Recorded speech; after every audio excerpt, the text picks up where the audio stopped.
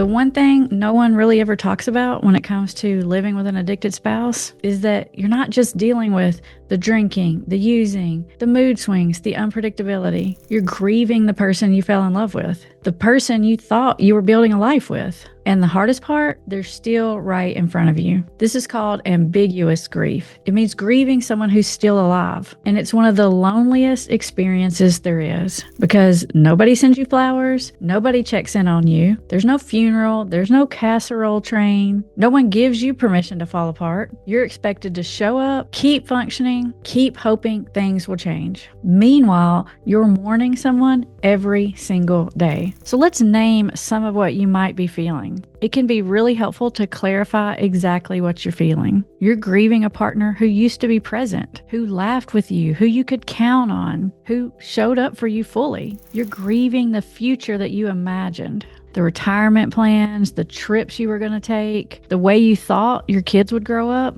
You're grieving the feeling of being chosen because right now it feels like their addiction is the first choice, not you. You're grieving your own innocence, the version of you who didn't see this coming, who trusted completely. And maybe you're grieving the hope that keeps dying and coming back again and again.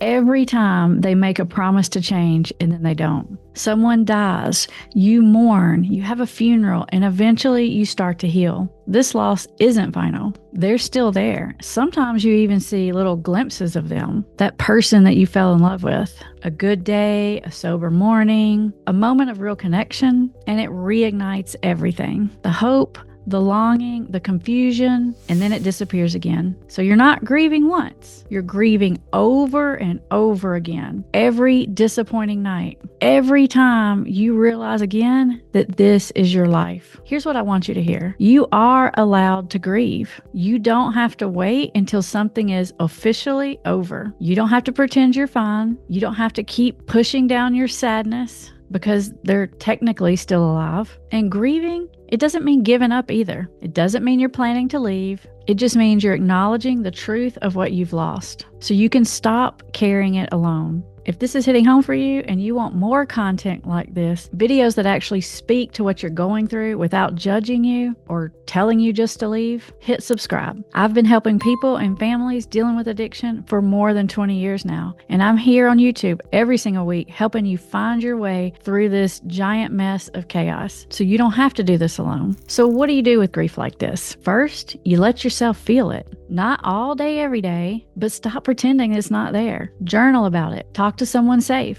Let yourself cry in the car if you need to. Second, separate the person from the addiction. The person you married is still in there somewhere. Addiction hijacks people. It takes over their brain, their priorities, and for sure their capacity to show up. That doesn't excuse the behavior, but it does explain the behavior. You're not crazy for missing who they used to be. That person was real. And third, start building a life that isn't dependent on them changing. Not because you're giving up, but because you deserve to feel okay no matter what happens. That might mean reconnecting with friends, finding a therapist, or pursuing something that's just yours. It's not selfish, it's survival. If you're in this place right now, missing someone who's still in the house, wondering where they went, I see you. This is one of the hardest things a person can go through, and you're not weak for struggling. If you want help figuring out how to navigate this, how to take care of yourself while still holding out hope, that's what we help people do on this channel and in our practice every single day. Now, there are links to more resources in the description, so be sure to check those out.